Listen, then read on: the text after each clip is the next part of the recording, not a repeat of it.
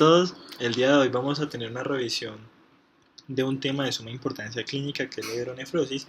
Este tema a lo largo de la historia ha tenido muchos inconvenientes, tanto porque es un tema que confunde mucho, es un tema el cual no sabemos cuál es el mejor manejo, no tenemos una definición apropiada, no tenemos una terminología apropiada, no tenemos una clasificación que nos indique cuál va a ser el manejo prenatal y postnatalmente. Si a todo niño se le tiene que mandar antibiótico, si cada niño, cada niño que nazca se le tiene que hacer una intervención quirúrgica. Entonces, lo que he querido es que tengamos un conocimiento, pues un informe con esta revisión basados en un consenso que se hizo de expertos que me van a permitir tener un manejo multidisciplinario en esta patología. Entonces, lo primero que tenemos que hacer es tener unas metas. Entonces, lo primero es el concepto. Tener un concepto claro a grandes rasgos de qué es esta patología, una terminología, un sistema de clasificación, cuál es el manejo prenatal, manejo postnatal, necesidad de imagenología y el uso de antibiótico. Entonces, primero, general a grandes rasgos, ¿qué es hidronefrosis? Tenemos que entender que esto es la dilatación de los cálices y la pelvis renal secundario a un bloqueo del tracto de salida de la pelvis, ya sea a nivel superior o a nivel inferior del urétero. Lo segundo es el consenso. ¿Qué pasó acá? Aquí un grupo de expertos quisieron determinar cuál era el mejor sistema para definir la gravedad y evaluar el manejo posterior a seguir. Entonces ellos implementaron una clasificación que nos va a indicar qué tengo que hacer con un niño, pues con un feto y con un neonato. Entonces, a medida que vamos desarrollando esta revisión, vamos a tener claro los patrones que ellos determinen que es la mejor manera de resolver esta patología. Lo siguiente, la terminología. A lo largo de la historia, el término más común que es acuñado en 1845 es la hidronefrosis. Pero han surgido muchos términos más que nos indican esta misma patología. Entonces ahí vemos uno de los primeros problemas. ¿Cuál? Que es la confusión del término para referirnos a esta patología. Entonces, ¿cuál es la primera recomendación grande que tienen que se realizó en este consenso? Que es determinar una terminología universal. Entonces, ¿ellos qué proponen? Que esta patología sea conocida como dilatación del tracto urinario, para que todos sepamos y para dónde vamos y cómo se debe nombrar definitivamente esta patología.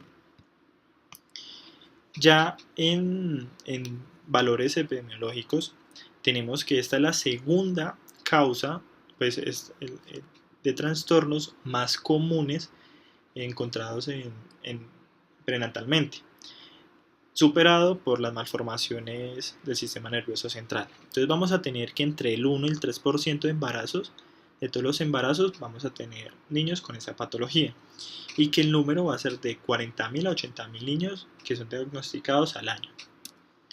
Otros valores a tener en cuenta es que esta enfermedad es más común en hombres, que el lado más afectado es el izquierdo, que en un 20% va a ser bilateral y que la edad de diagnóstico más frecuente es los neonatos y el lactante y que tiene una incidencia de 1 en 1500 nacidos vivos. Aquí es de suma importancia tener claro esto, porque nos va a determinar cuál va a ser los pasos a seguir y no hacer de más cuando no es necesario. Entonces vamos a tener en cuenta que la dilatación del tracto urinario va a tener un porcentaje grande que va a ser benigno y un porcentaje más pequeño que va a ser patológico en el cual nos vamos a enfocar. Entonces tenemos que en un 80% va a ser transitorio, va a ser fisiológico, el cual el cual normalmente no vamos a tener un manejo postnatal, pero en algunas condiciones sí tenemos que vigilarlo. ¿Por qué? Porque puede ser que postnatalmente se resuelva a los 4 años de edad, o inclusive prenatalmente después de la primera ecografía, la segunda ya se haya resuelto. Entonces vamos a tener unas causas que me pueden producir esto, que es diuresis fetal aumentada y sobrehidratación materna y alteración de la motricidad uterovesical e inmadura del feto.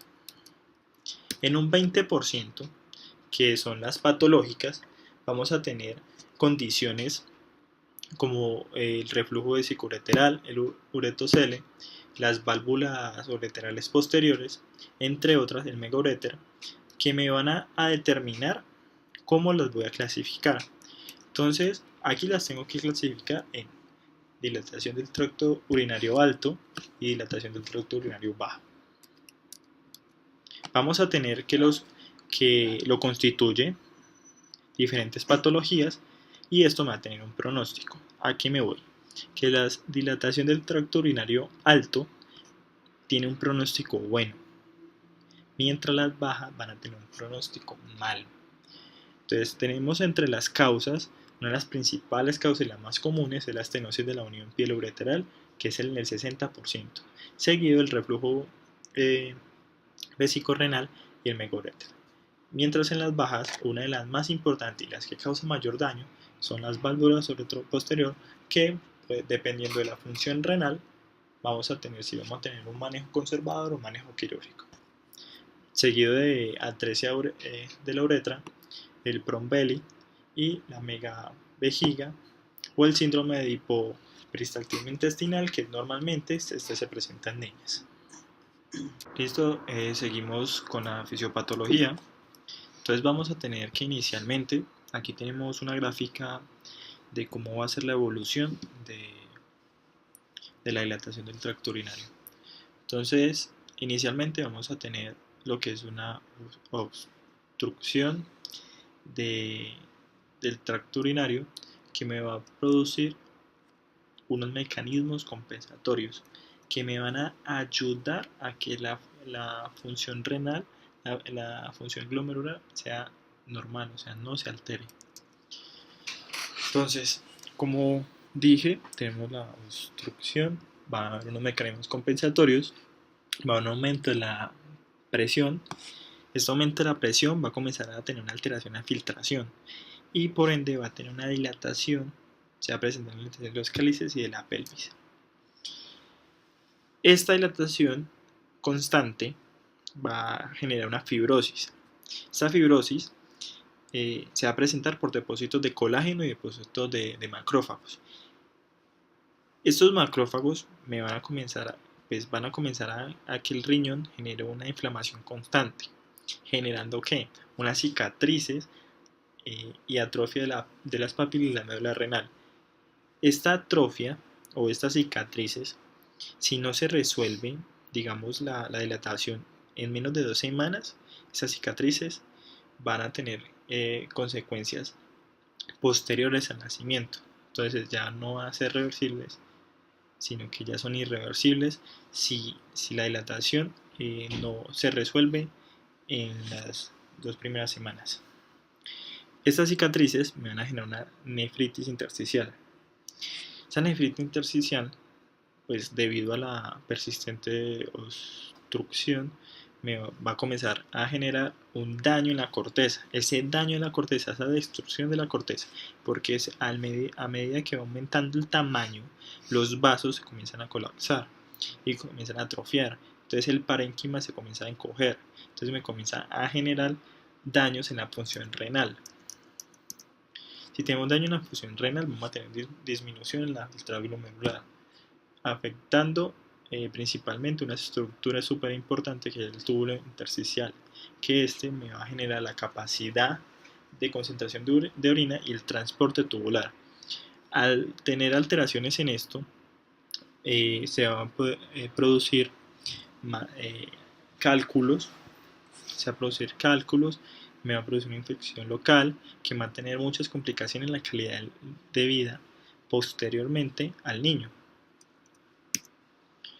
Ya en la clasificación, como inicialmente hablé, fue un grupo de expertos. Entonces, ellos cada uno tenía su clasificación o su manera de actuar. Entonces, tenemos que los obstetras preferían utilizar el diámetro pélvico antero-posterior.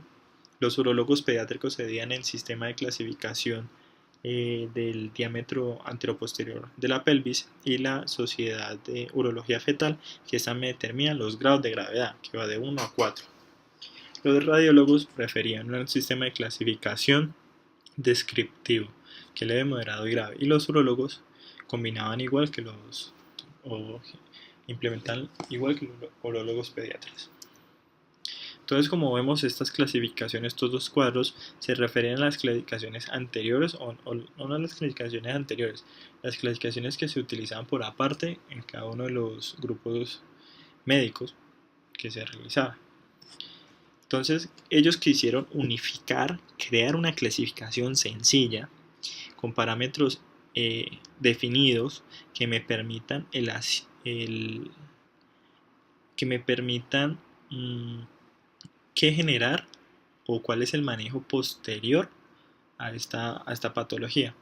Entonces, me explico. Ellos quisieron que esta clasificación fuera tan sencilla que me determinara cuáles eran los pasos a seguir posteriormente o prenatalmente si se presenta esta patología. Entonces se presentó esta clasificación, el cual nos mejoró o nos va a mejorar cuál va a ser el manejo posterior y las intervenciones que se tienen que hacer. Entonces, ¿en qué consta esta clasificación? Primero tenemos que pensar en la edad gestacional. La edad gestacional se va a dividir en dos periodos: mayor de 28 semanas y menor de 28 semanas. Lo siguiente a evaluar es el diámetro anteroposterior de la pelvis. Si en la semana 16 y 27 tengo que tener un diámetro de 4 y menos de 7, que eso se considera normal. Después de la semana 28, el diámetro tiene que ser entre 7 y menos de 10. Cualquier valor que sobrepase estos o sobre estos en las determinadas semanas van a estar alterados. Lo siguiente que se creó fueron los parámetros, los cuales fueron la dilatación calicial, el grosor del parénquima, el aspecto del parénquima renal, las anomalías de la vejiga y de los uretres, y oligoderramios. Entonces, con estos parámetros se va a revisar qué, o se va a determinar qué. Se determinó el riesgo de gravedad. Entonces se clasificó como A1 y A2 y A3. A1, que se considera bajo riesgo, y A2 un incremento de riesgo. Entonces, ya con esta clasificación, y como uno lo va a establecer dependiendo del paciente que se encuentre, vamos a determinar el manejo. Entonces, si tengo un niño que en la clasificación me dio A1, después de la primera ecografía se tiene que hacer una segunda después de la semana 32. Y si persiste la dilatación, tiene que haber una ecografía postnatal, o sea, después del nacimiento, después de las 48 horas o el mes de nacimiento. ¿Por qué después de las 48 horas? Porque normalmente los niños al nacer son oligúricos. Entonces, si le hago una ecografía a las 2 horas que nació, a las 4 horas, a las 12 horas, a las 24 horas, me va a dar falsos positivos. Ya en el otro lado, si tengo un niño que en la clasificación me dio un riesgo A2 o A3, después de la primera ecografía realizada, tengo que realizarle otra ecografía 4 a 6 semanas después. Y después del nacimiento, después de las mayor a 48 horas, o al mes. Y eso se tiene que determinar, o se tiene que ir de consulta con nefropatía, urólogos. Listo. Entonces, en este mapa conceptual, vamos a determinar lo siguiente, o les voy a explicar lo siguiente. Se realizó la ecografía. Me dio un niño con un riesgo A1. Y en la segunda ecografía que se tiene que hacer después de las 32 semanas, la dilatación desapareció, no tengo que realizar una eco postnatal. Pero si tenemos un A1P, que es a la nombre persistente, o sea que después de la semana 32 sigue la dilatación, y junto con A2 y A3 siempre tengo que realizar una eco postnatal. El manejo prenatal. Entonces sabemos que el manejo siempre es por ecografía, siempre. Es el mejor manejo, el que más se conoce, el que más se tiene conocimiento y el que da buenos resultados. Pero hay factores limitantes, los cuales van a ser el volumen de líquido amniótico, la posición fetal, el gas intestinal materno y el hábito corporal materno. Si nos vamos al líquido amniótico, quiero explicarles algo para que más o menos entiendan aquí cuál es la limitación. En la semana 12, el niño comienza a orinar. En la semana 12 de gestación, el feto comienza a orinar. Esa orina va a determinar el volumen de líquido amniótico. Y me va a determinar pues, el volumen que me va a dar un buen pronóstico. Pero si hay una dilatación, un bloqueo, una obstrucción, esa orina no va a comenzar a salir. Entonces, ¿qué es lo que va a pasar? El líquido amniótico disminuye, o sea, no va a haber un volumen suficiente. Y esto me va a generar una condición importantísima en el feto, que es una hipoplasia pulmonar, que va a tener unas consecuencias importantes después del nacimiento. Entonces, ¿qué se debe hacer? Entonces, si tengo una ecografía que tiene factores limitantes, puedo hacer una resonancia. La resonancia es un manejo que tiene muchos frutos. No usa radiación ionizante, es un procedimiento no invasivo que puede ser un complemento valioso. Permite la caracterización en el útero de detalles anatómicos, de anomalías del tracto urinario. Entonces es una buena opción como secundaria si hay un factor limitante ecográfico. Otro parámetro es la intervención quirúrgica. Esta intervención quirúrgica es controversial. ¿Por qué? Van a haber como causas que producen dilatación del tracto urinario, que se puede pensar en una intervención quirúrgica. Pero ¿qué es lo que pasa acá? El consenso recomienda que si usted va a realizar una intervención quirúrgica, esto tiene que ir determinado, que el cirujano tenga una buena pericia y conocimiento y una gran experiencia en estos manejos, y que la institución tenga un gran volumen de realización de estas condiciones, de estas causas. Entonces, ¿cuáles son como los manejos o las intervenciones quirúrgicas? Vamos a tener una citoscopia fetal y la derivación percutánea. Según un estudio multicéntrico, esto tiene un buen pronóstico del mejoramiento de la función renal. Pero, comparada entre estas dos, la que mejor tiene resultados es la derivación percutánea. Pero aquí viene el punto negativo, que es que si usted no tiene la pericia para realizar esta operación, puede traer muchos factores de riesgo innecesarios para el desarrollo normal del feto.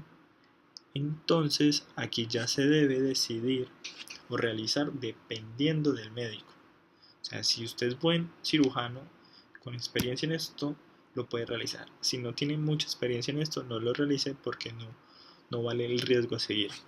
Entonces estas intervenciones se utilizan mucho en en las dilatación del tracto urinario bajas, como se los dije anteriormente, estas patologías de mal pronóstico, y siempre que estén en la semana 24. Estas dos causas, las que aparecen ahí, son las principales causas por las que se puede pensar en la intervención quirúrgica. Manejo postnatal. Listo. En el manejo postnatal, como ustedes vieron, que se realizó una clasificación prenatal anterior que me determinó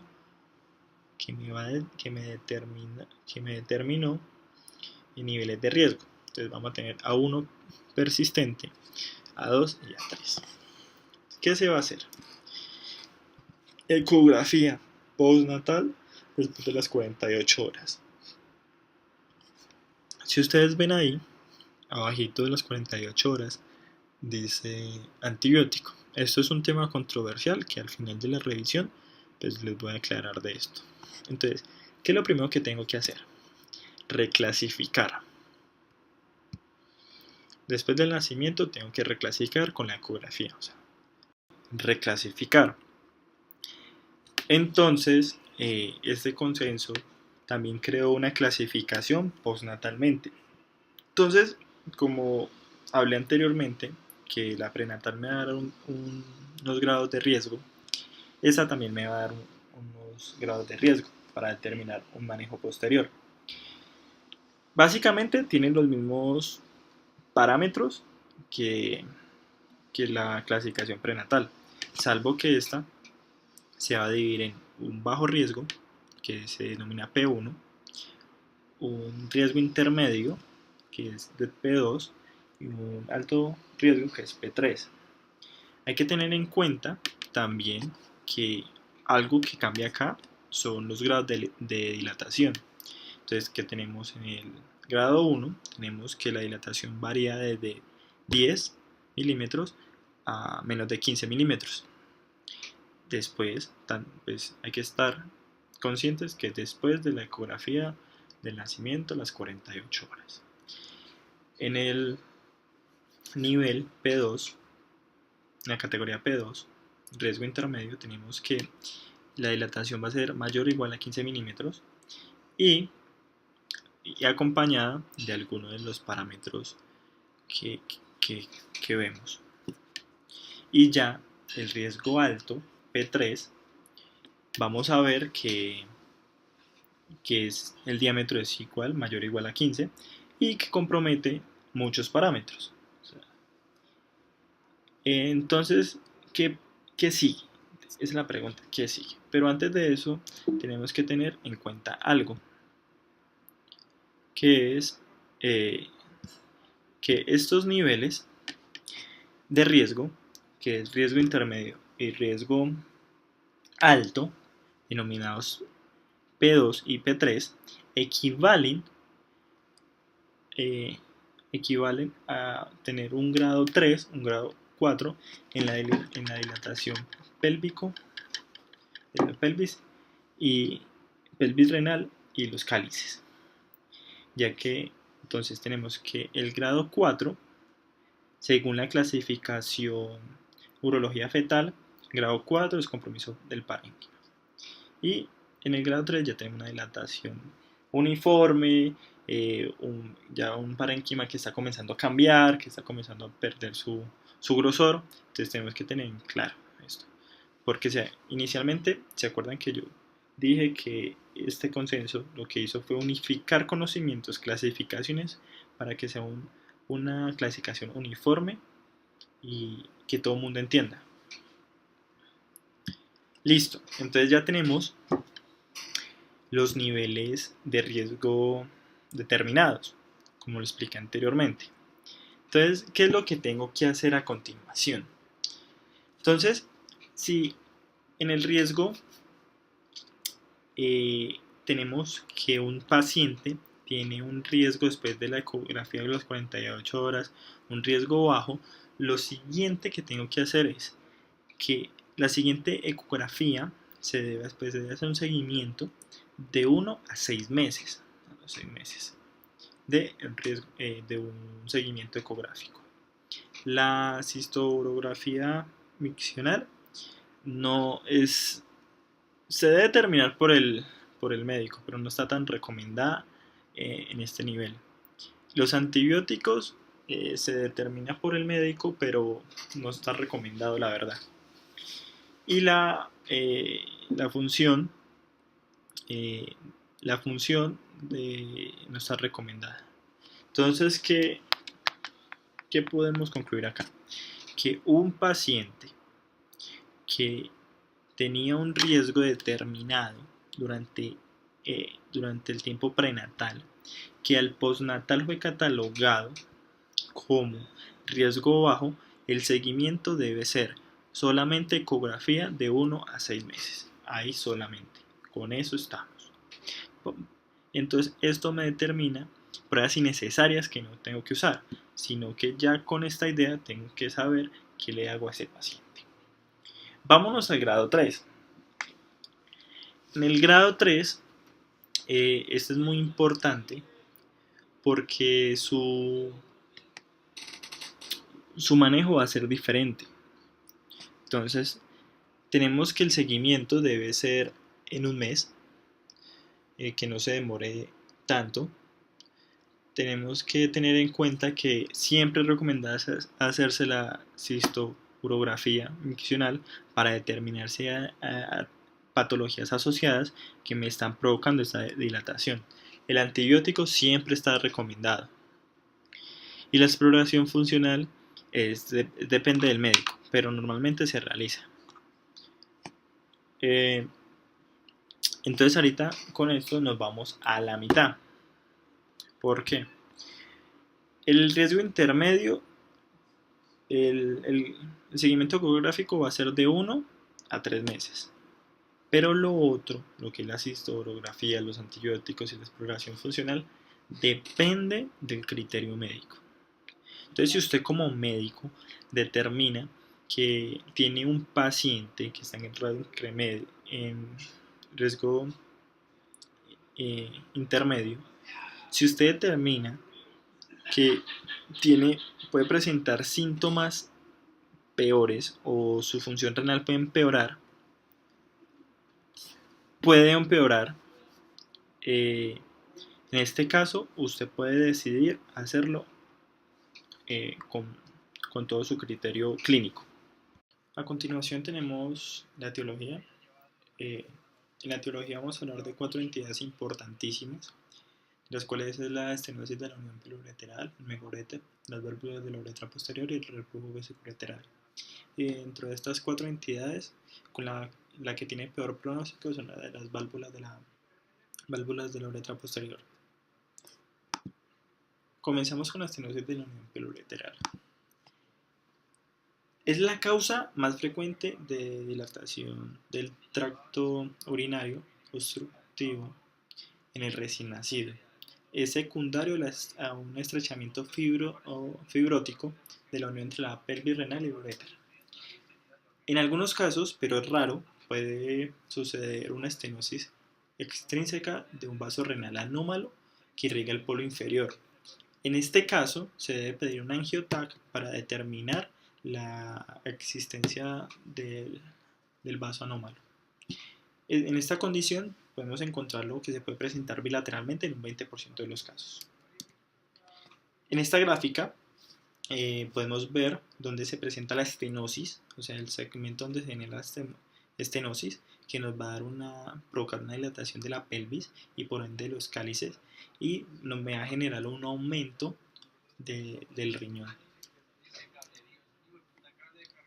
Bueno, esta entidad causa una reducción del flujo de orina desde la pelvis renal hacia el uréter. Este estrechamiento también puede ser parcial o completo. Si no es tratado, puede generar una infección crónica, puede generar urolitiasis, provocando mayor dilatación, mayor bloqueo y un deterioro progresivo de la función renal. Encontramos también la estenosis congénita, que es generada por la presencia de un segmento aperistáltico del uréter que no permite una onda peristáltica efectiva. Ya en tanto las manifestaciones clínicas, si aquí no se hizo un control temprano, un diagnóstico temprano, en la etapa neonatal va a aparecer una masa abdominal palpable, un dolor abdominal, hematuria e infecciones urinarias. El diagnóstico se basa en la evidencia ecográfica, así como en el retraso severo de la eliminación del radioisótopo cuando se realiza un renograma diurético. La cistografía es una exploración importante que en estos casos que puede ayudar en estos casos y puede existir un flujo vesicoureteral asociado en un 15%. En el tratamiento, el manejo debe ser conservador inicialmente. Entonces, al hablar de un manejo conservador, es un manejo de antibiótico durante el primer año de vida o hasta que mejoren significativamente la dilatación. Pero si durante el año no mejora y la estenosis se vuelve más severa, se debe recurrir a la intervención quirúrgica, que es la que se denomina o se realiza por medio de la técnica de Anderson-Hills. Aquí podemos, esta imagen inicialmente en la A nos muestra el segmento de estenosis y en la C nos muestra que ese segmento se corta y se une a un segmento inferior para que mejore el diámetro del uréter. Otra entidad es el megaúreter. Este megaúreter es un término utilizado para describir la dilatación ureteral de una etiología tanto congénita como adquirida. La dilatación parcial o total del uréter asociada a un crecimiento dinámico de calibre reducido sin una anomalía del implante uterovesical y por lo general sin reflujo vesicoureteral. Esto se puede presentar por una estenosis de la unión uterovesical que me va a generar un megaúreter obstructivo o un reflujo vesicoureteral que me va a generar un megaúreter no obstructivo o por un uterocele o más raramente por un uréter ectópico. Y vamos a tener categorías de megaúreter. Vamos a tener primero megaúreter obstructivo primario, que es causado por un segmento de uréter aperistáltico prevesical que causa una dilatación del uréter. Vamos a tener un megaúreter obstructivo secundario, que es el aumento de la presión intravesical, el aumento de la tensión de la pared vesical y la cicatrización provocan la descompensación de la unión uterovesical. Por ejemplo, aquí podemos encontrar un megaúreter que se presenta por una disfunción de la vejiga neurogénica o por una válvula del uréter posterior. Vamos a tener un megaúreter de reflujo que causa dilatación del uréter, que causa dilatación del uréter y se va a clasificar como primario o secundario. El primario es causa de un reflujo vesicoureteral y el secundario es causada porque hay una obstrucción en la salida de la vejiga. Y el idiopático, que no es obstructivo o en reflujo, los recién nacidos, la mayoría tienen megaúreter idiopático que no se conoce la causa, y el aumento de la producción de orina y el retraso de la maduración ureteral o la obstrucción subclínica pueden contribuir al desarrollo del megaúreter. En esta imagen tenemos una orografía que nos muestra una dilatación del tercio distal del uréter izquierdo, presentando un calibre normal pre y post de la dilatación. El manejo. El manejo tiene que basarse en la función renal. Entonces, si tengo una función renal de mayor de 40%, debe ser conservador. Si tengo una función renal menor de 30%, cirugía, pero esto no me va a asegurar que una recuperación muy buena de la función renal. Entonces, ¿a qué me voy? Si usted como médico ve que hay una disminución del 5% de la función renal del valor de base, tiene que intervenir de una vez quirúrgicamente para lograr que por medio de la cirugía aumente la función renal o mejore la función renal. Con las válvulas de la uretra posterior, que es una de las más graves, una de las condiciones más graves y de peor pronóstico, comienza con la dilatación de las válvulas de la uretra posterior, que esto me va a provocar que el extrusor se engrose y esto va a generar un flujo que va a ser bilateral o unilateral.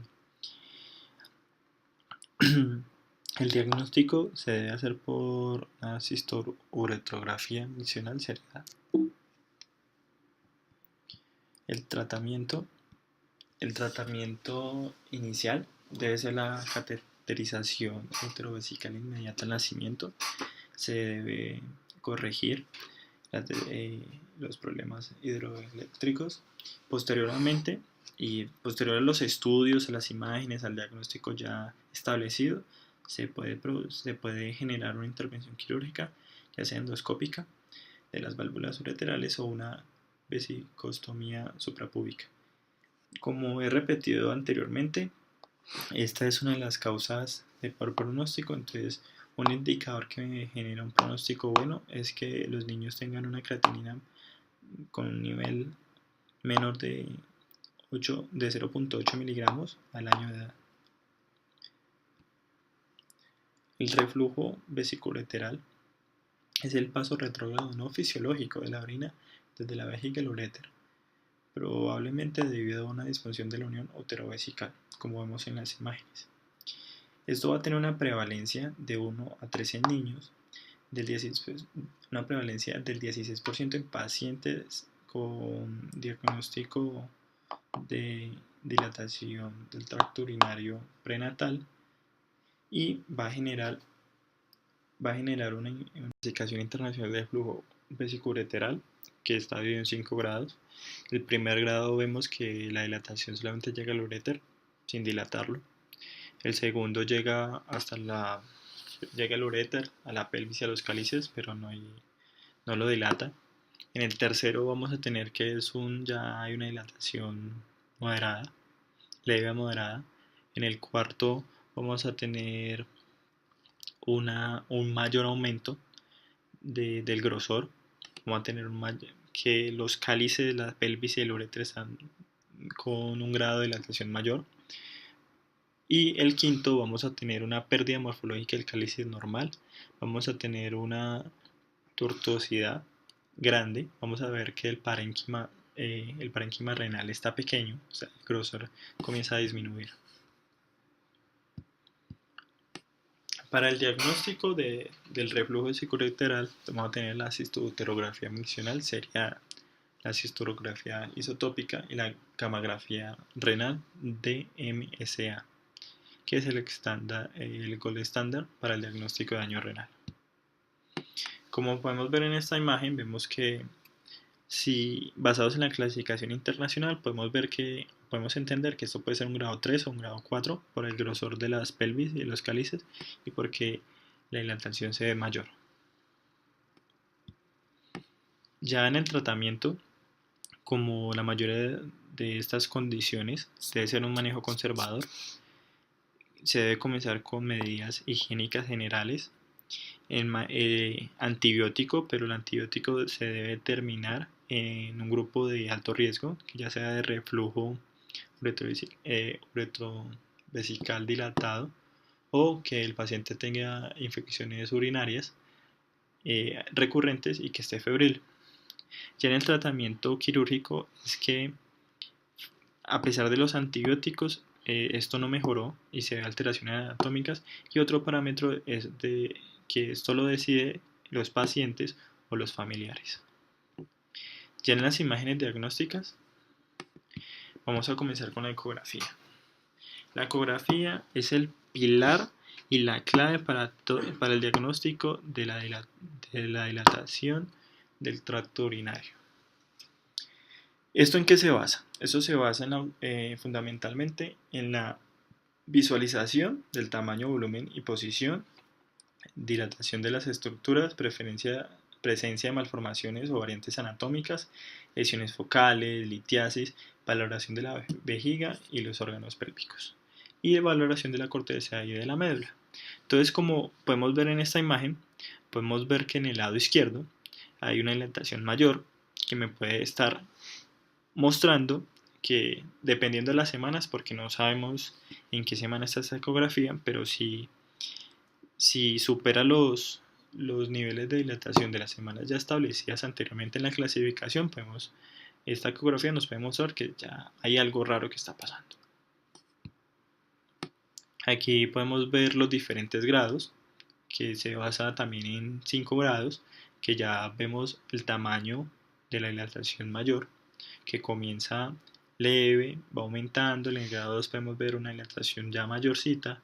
En el grado 3 vemos que los cálices, la pelvis, se están engrosando. Y en el grado 4 podemos ver que el parénquima está de un menor espesor. Ya la cistouterografía miccional es utilizada para evaluar la vejiga y ayuda al diagnóstico en un trastorno que afecta el tracto urinario inferior, ya sea como el reflujo vesiculolateral o las válvulas ureterales posteriores o el ureterocele. Algo importante es que durante esta valoración es valorar adecuadamente diferentes estructuras como la zona de unión uterovesical para descartar uterocele. La vejiga debe llenarse adecuadamente, valorando su pared, la morfología del cuello vesical para descartar disfunciones del mismo y de la uretra y la presencia del reflujo vesicolateral. Como vimos anteriormente, entonces quiero recordarles algo. En el manejo postnatal vimos que se hizo la ecografía a las 48 horas y si todavía sigue una dilatación persistente se tiene que hacer una cistolografía funcional. Entonces en esto vamos a tener tres variantes. La primera es que por medio de la uterografía miccional vamos a determinar que el paciente tiene un reflujo vesicolateral y ya se hace el tratamiento específico que ya les hablé. O vamos a tener una anomalía, que puede ser una válvula posterior de la uretra o un ureterocele. Pero si la cistouterografía sale normal, vamos al siguiente paso, que es el MAC3, que este MAC3 se hace con una gamografía renal o también denominada renograma, que dependiendo del tema, pues del tiempo, vamos a ver si es obstructiva, si es dudosa o no obstructiva. La gamografía renal vamos a tener en cuenta que es de mucha utilidad en malformaciones congénitas, pielonefritis aguda, nefropatía cicatrizal, nefropatía por reflujo. También podemos encontrar las lesiones ocupantes del espacio, enfermedad vasculorenal, determina las alteraciones en el parénquima renal, la anatomía y funcional. Vamos a encontrar de MCA, que es de función cortical, que es el gol estándar para el daño renal, de TPA y el MAC3. Estos dos son unos radiotrazadores que se utilizan para determinar los daños y mostrarnos las diferentes alteraciones que puede tener la patología evaluada. En la actualidad, el más utilizado es el MAC3 porque permite una adecuada evaluación del drenaje del riñón, porque este está unido a principalmente las proteínas plasmáticas y se elimina por la secreción tubular renal. Pues digamos, este procedimiento es invasivo. Se debe seguir un protocolo estandarizado que incluye colocación del catéter ureteral, hidratación intravenosa y una pequeña dosis de radiación, y posicionamiento del paciente y el seguimiento de la región del interés. Bueno, aquí vamos a ver a continuación pues aquí nos encontramos con un renograma. Vemos que inicialmente pues se introduce un isótopo que va a ser el MAC3, que es una irradiación pero muy pequeña. Se va a captar este isótopo lo va a captar los riñones que se va mostrando, y a medida que va avanzando el tiempo, o sea, el tiempo del drenaje, vamos viendo que va apareciendo los uréteres, van apareciendo la vejiga, y en un determinado momento va a haber un estímulo diurético para aumentar el drenaje y determinar si hay el grado de obstrucción. Ya con estos valores vamos a determinar por medio de un programa que es este. Aquí vemos como en la línea amarilla al lado derecho, perdón, línea verde, vemos como el riñón capta, concentra y elimina. Pero si vemos la línea roja, va a ver que hay una disminución en la captación y en la concentración, y no hay una eliminación. Entonces esto me va a permitir diferenciar qué riñón está obstruido o no, pero eso se determina con el tiempo. Si a partir de 15 minutos puedo pensar, si a los 15 minutos la vejiga se me llena, pienso que no hay una obstrucción, pero si es de 15 a 20 es un valor dudoso, y si mayor de 20 se determina la obstrucción. Uno de los estudios que también se hace es la resonancia magnética. Como anteriormente lo expliqué, esto se puede utilizar cuando hay factor limitante en la ecografía, porque no genera radiación, genera una buena anatomía y función, unos grandes detalles de la anatomía de los órganos pélvicos, y me muestra las valvas ureterales posteriores. Pues este estudio está más indicado en esta patología. Aquí podemos ver algunos ejemplos de resonancia. Vemos que los detalles son mejores, se ven más detalladamente, y vemos cómo podemos diferenciar entre un riñón y el otro los diferentes grados de dilatación.